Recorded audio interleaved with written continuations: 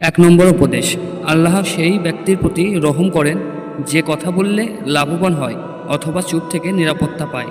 2 নম্বর, নবীজি বলেন, আল্লাহ তাআলা বলেছেন, আমার মর্যাদার ওয়াস্তে যারা আপোষে ভালোবাসা স্থাপন করবে তাদের জন্য হবে নূরের মেম্বর, যা দেখে নবী ও শহীদগণ ঈর্ষা করবেন। 3 নম্বর, প্রতিদিন সকালে দুজন ফেরেশতা অবতরণ করেন।